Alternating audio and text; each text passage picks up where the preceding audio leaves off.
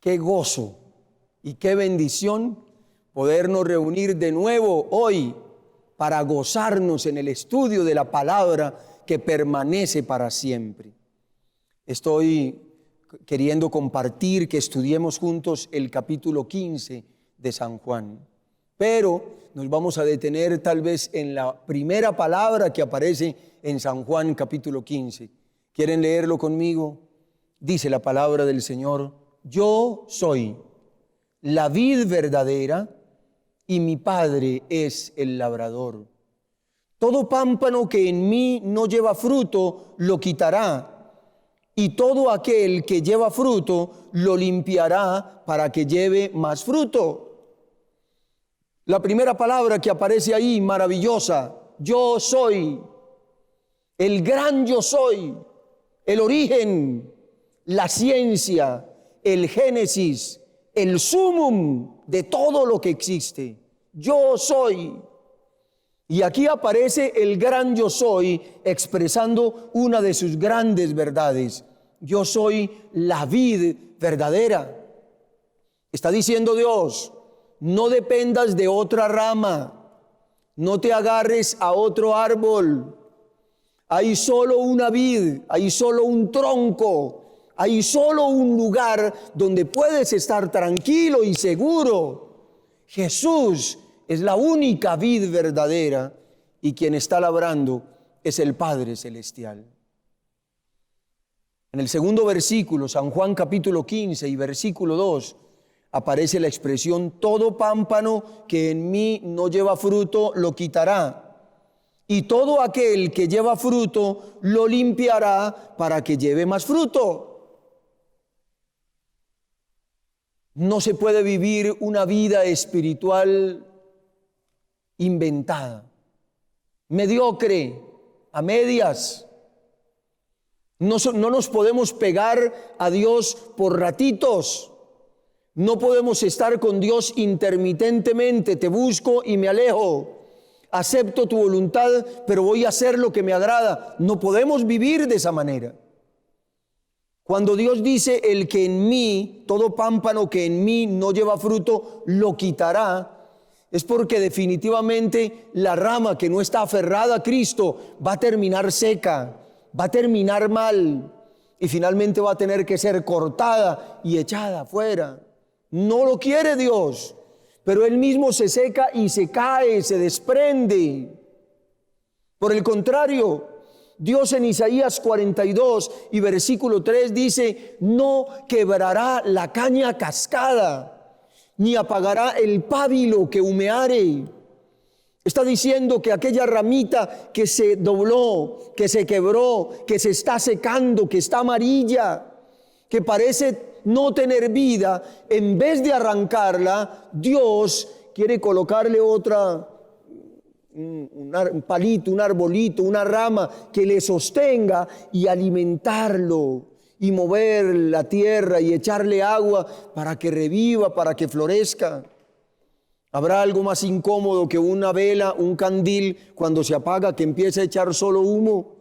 La primera tentación que uno tiene es pisar el pábilo y apagarlo. Pero Dios dice que Él no actúa así, que al contrario, si hay alguien que cree que ya no tiene fuerzas, si hay alguien que se está sintiendo decaído y cree que no hay nada que hacer en su vida, el Señor le dice: yo estoy contigo, no temas ni desmayes.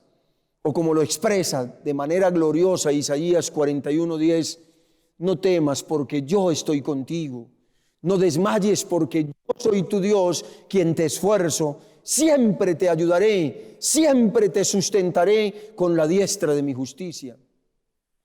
Así que finalmente una persona terminará lejos de Dios porque escogió vivir lejos de Dios, pero no porque Dios lo quiera. Pero la segunda parte del versículo me parece hermosa. San Juan 15:2. Y todo aquel que lleva fruto lo limpiará para que lleve más fruto. Y la pregunta es: ¿cómo nos limpiará? Y el versículo 3 contesta esa pregunta. Dice San Juan 15:3: ya vosotros estáis limpios por la palabra que os he hablado. La palabra limpia, la palabra purifica. La palabra de Dios es viva y eficaz y más penetrante que una espada de dos filos, y se mete hasta las coyunturas, los tuétanos, discierne los pensamientos y las intenciones del corazón. La palabra del Señor dice en el Salmo 119, versículo 9, ¿con qué limpiará el joven su camino? Con guardar tu palabra. La palabra del Señor purifica. O como lo dice el Salmo 19, la ley de Jehová es perfecta, que convierte el alma. El testimonio de Jehová es fiel, que hace sabio al pequeño. Los mandamientos de Jehová son puros, que alegran el corazón, alumbran los ojos. El temor de Jehová es limpio, que permanece para siempre. Qué gloriosa es la palabra. Una persona que está habituada al alcohol, a las drogas, que golpea a su esposa, empieza a estudiar la palabra de Dios y la palabra de Dios lo transforma. La palabra de Dios es poder. El apóstol Pablo, hablando a los romanos, dice en Romanos 1:16, pues no me avergüenzo del evangelio, porque es poder de Dios para salvación a todo el que cree, al judío primeramente y también al griego. Que es la palabra de Dios, es poder.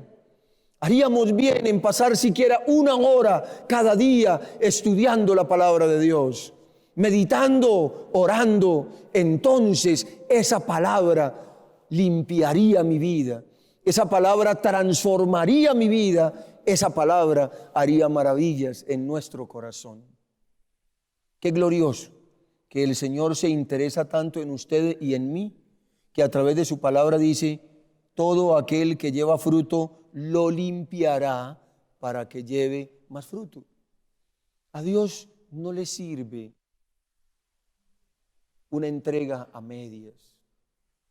A Dios no le conviene que, pudiendo usted y yo producir 100, 80, estemos produciendo 30. Dios quiere que demos fruto, que se produzca fruto para la gloria de su nombre. Y aquí viene una ilustración maravillosa en la palabra del Señor. En el libro Primera de Reyes, el capítulo 3, aparece el rey Salomón con toda la sabiduría que Dios le había dado. Y el rey Salomón tiene que tomar una decisión. Dos madres han venido con un niño para pelear, diciendo las dos que el niño es de ellas. El niño es mío, el niño es mío.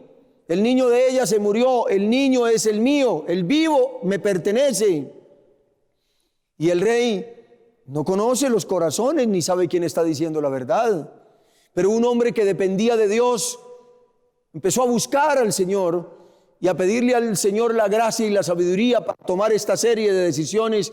Y aquí la palabra del Señor dice, y mandó que le trajesen una espada. Y entonces dijo, pásenme el niño, lo vamos a partir por el medio y le vamos a entregar medio a una madre y medio a la otra. ¿Cómo puede ser posible que una madre pueda decir, sí, pártanlo por la mitad? Está bien que me den la mitad a mí. ¿Te conformas con medio niño? ¿Estarías tranquilo y conforme con que te den la mitad? Ya sabemos que la otra madre expresó con el dolor de su corazón, no lo maten, entréguenselo a ella. Denle el niño, es de ella, entréguenle el niño vivo. Y entonces el rey Salomón ya supo quién era la verdadera madre. La otra era una mentirosa, una inventadora, pero esta era la verdadera madre. Entréguenselo. Y se fue la madre feliz con su niño. ¿Será posible que algunos de nosotros querramos tener vidas a medias? ¿Nos conformemos con medio bebé? ¿Será posible que le estamos prestando a Dios un servicio con la mitad de mi corazón, con la mitad de mis fuerzas? ¿Será posible que no permanecemos en Dios, sino que el sábado le servimos a Dios hasta el mediodía y el otro mediodía lo dedicamos para otra cosa?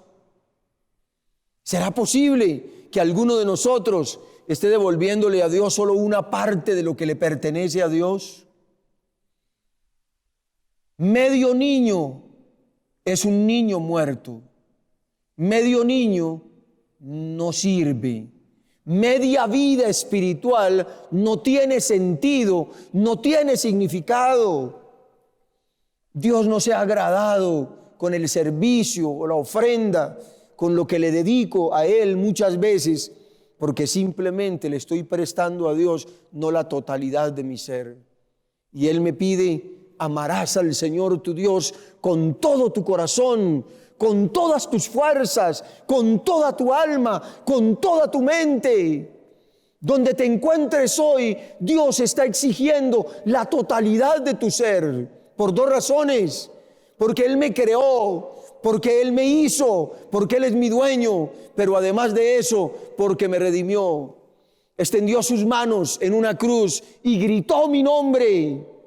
Se dejó clavar terribles clavos en sus manos benditas para que usted y yo podamos obtener salvación y vida eterna. ¿Cómo no amar a alguien así? ¿Cómo no entregarle todo a alguien que me amó tanto, que deja el cielo para venir a morir por mí? El Señor exige todo y lo mejor es entregarle todo. ¿Recuerdan ese niño que vino a escuchar la palabra del Señor y de pronto le dijeron: el Señor tiene hambre? Y entonces le pidieron: ¿quieres darle algo de lo que tú tienes a Jesús? Y él tenía en su mano dos cosas por entregar, unos panes y unos peces. 5 panes, ¿cuánto entregó? La totalidad, entregó los 5 panes. 2 peces, ¿cuánto entregó? La totalidad de sus peces, lo dio todo. ¿Y cuál fue la bendición que recibió? Yo quiero imaginar a ese niño llegando a la casa con 2 canastas llenas de pan y de pescado, y la gente asombrada diciendo: ¿qué pasó? ¿De dónde trajiste? Y la respuesta del niño: yo simplemente le entregué todo a Dios, y Dios hizo por mí esta bendición y esta maravilla. No hay nadie que se haya acercado a Dios para entregarle todo que no salga doblemente bendecido. Los apóstoles preguntaron a Cristo: y nosotros que hemos dejado todo para seguirte, ¿qué tendremos? Y la respuesta de Dios en Mateo 19:29 dice: y todo aquel que está dispuesto a dejar casas, hermanos, padre, madre, hijos o tierras por mi nombre, recibirá 100 veces más y heredará la vida eterna. 100 veces más. No el doble, no el triple, no 5 veces, no 10 veces, 100 veces más y heredará la vida eterna. Una entrega diaria, total, trae como resultado la vida eterna. Alabado sea Dios. Aparece Dios ahora de nuevo diciendo en Juan capítulo 15: permaneced en mí y yo en vosotros.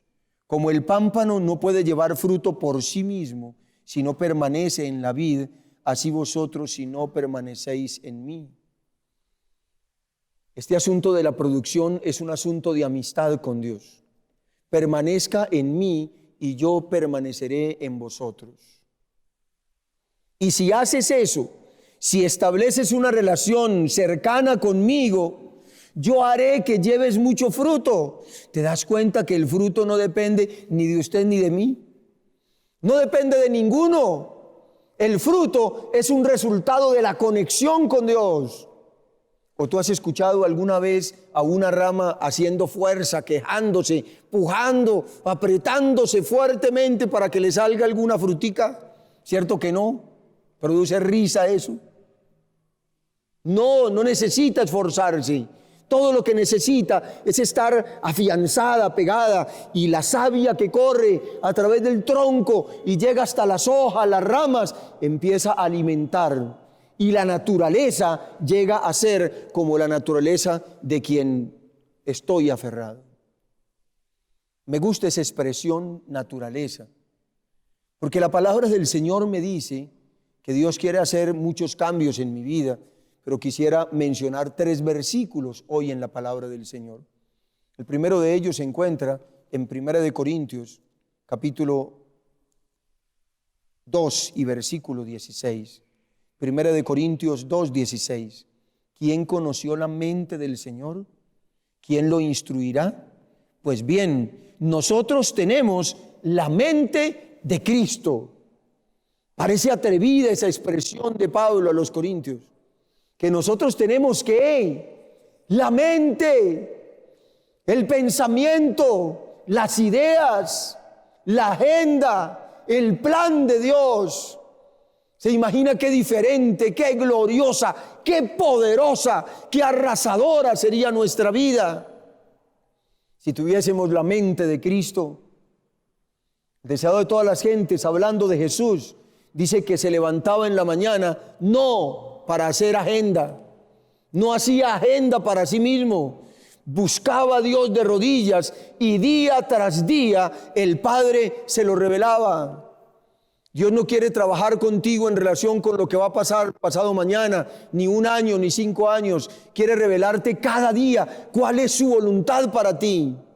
Pero usted y yo necesitamos entender lo que significa permanecer, insistir, quedarnos en Cristo Jesús. Lleva mucho fruto. Segundo texto. La palabra del Señor dice en 2 de Pedro 1:3. Que por medio de sus promesas nosotros llegamos a ser participantes de la naturaleza divina. ¡Qué expresión poderosísima! Porque es que no es un cambio de pensamiento, no es un cambio de actos, no es un cambio de palabras, no es un cambio de mirada, es ser participantes de la naturaleza divina. Es llegar a tener una naturaleza semejante a la de Adán cuando fue creado, la imagen y la semejanza de Dios. ¿Te imaginas llegar a pensar como Dios piensa, amar como Dios ama, depender como Jesús dependió, servir como Jesús sirvió, orar como Dios oró, gozarnos como Dios se gozó? Eso será maravilloso. Que lo que salga de mí sea el resultado natural de caminar con Dios, participantes de la naturaleza divina. ¿No es eso maravilloso? ¿No es eso lo que anhela nuestra alma? Solo necesitamos una cosa: permanecer en Cristo. Qué fácil, qué astuto es el enemigo para alejarnos. Pasamos por un determinado lugar y están presentando algo en algún video y ya me puedo quedar viendo. Oye, eso está interesante, ahí nos gastamos la media hora. Y a la noche siguiente, oye, lo que vi ayer quedó como en continuará. Mañana lo vuelvo a aprender para seguirlo viendo. Y en pocos instantes ya estamos separados de Dios. El enemigo nos enreda con negocios, con asuntos. Hay gente que se pone a probar algo que no debería probar y al rato es esclavo. Satanás quiere arrancar la rama de la vid verdadera, pero Jesucristo todavía se especializa en injertos. Qué bonito que yo pueda arrancar una rama de un árbol de naranjo agrio, ácido, amargo, y lo pueda pegar en una rama de naranjo dulce, y si pega bien y empieza a absorber, un día esa rama de naranjo agrio termina dando naranjas dulces. Dios quiere hacer un cambio en la naturaleza, que de nosotros salga voluntariamente el servicio, voluntariamente el amor, voluntariamente la entrega. Qué glorioso es el Señor. Y el tercer texto se encuentra en 1 de Juan capítulo 3 y versículo 2. Dice la palabra del Señor: amados, ya somos hijos de Dios, pero aún no se ha manifestado lo que hemos de ser, pero sabemos que cuando Él se manifieste, seremos semejantes a Él, porque lo veremos tal como Él es. ¡Qué maravilloso! Si pasáramos más tiempo contemplando a Dios, viéndolo tal como Él es, estudiando su vida y su carácter, cuán diferentes seríamos. ¡Qué transformación gloriosa habría en nuestra vida al escuchar la palabra de Dios, al deleitarnos en comer el pan del cielo, al deleitarnos en su presencia! ¿Qué era el caminar de Enoc con Dios? Cuando la Biblia dice caminó Enoc con Dios, ¿qué era el caminar de Enoc con Dios? Era una conciencia permanente de la presencia de Dios en su vida. Era una vida de entrega y de oración permanente. Era una dependencia total. Era preguntarle a Dios cada día: Señor, ¿cómo lo harías tú si estuvieses en mi lugar? ¿Cuántos problemas nos evitaríamos? ¿Cuántas familias se reconciliarían? ¿Cuántos trabajos no perderíamos si solo dependiéramos de Dios? Si solo le dijéramos al Señor: Señor, yo quiero ser como tú. Transfórmame, dame una nueva naturaleza para saber responder como tú responderías, para saber actuar, para saber decidir como tú decidirías. Nuestra vida sería completamente transformada, completamente distinta. Y Dios quiere llevarnos a esa experiencia.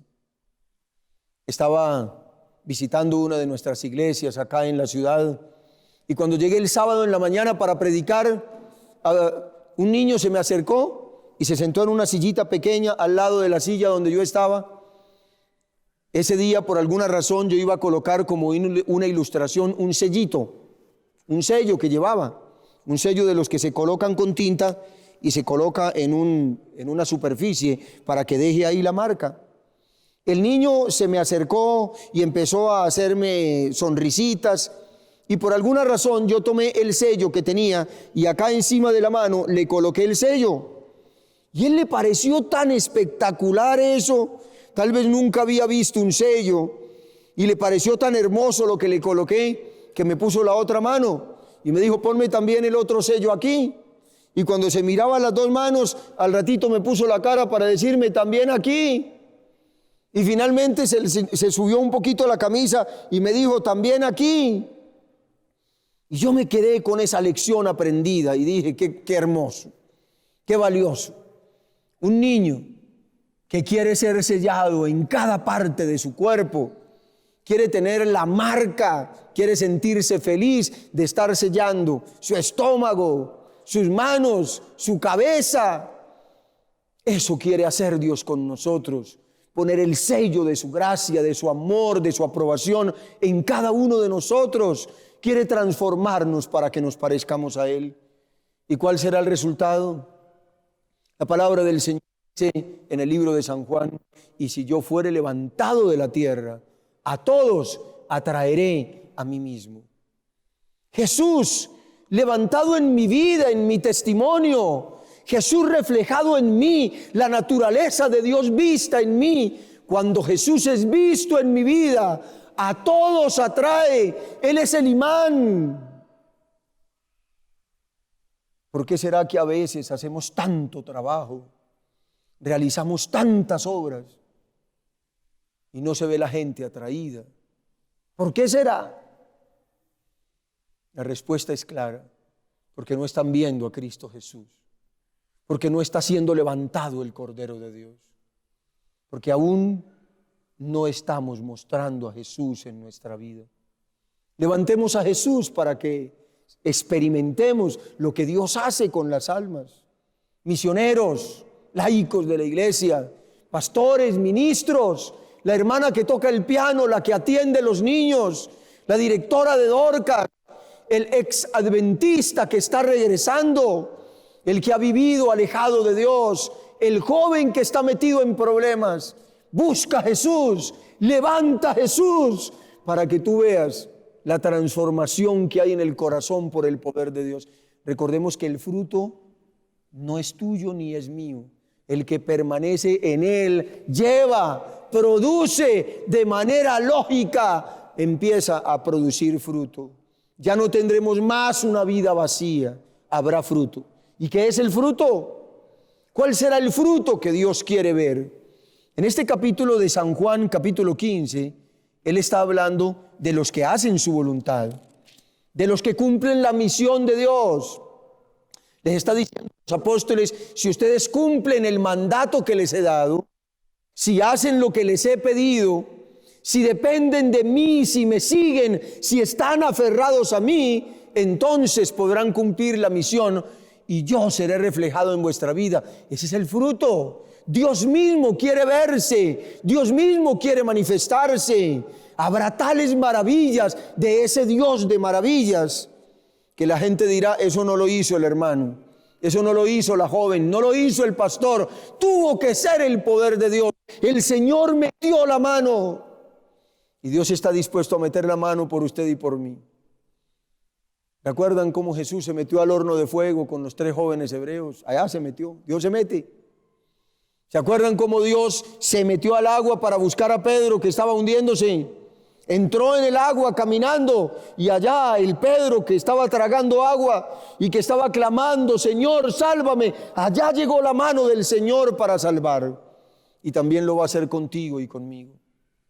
Tal vez 2 frutos más quisiera Dios ver producido en nosotros. El primero es el reflejo del carácter de Dios en mí. Dios quiere verse reflejado en mí. Y el segundo fruto, lo que a Dios le agrada y hace feliz a Dios, es que traigamos un alma para el reino de Dios. Porque hay gozo en el cielo que se arrepiente más que por 99 justos que no necesitan de arrepentimiento.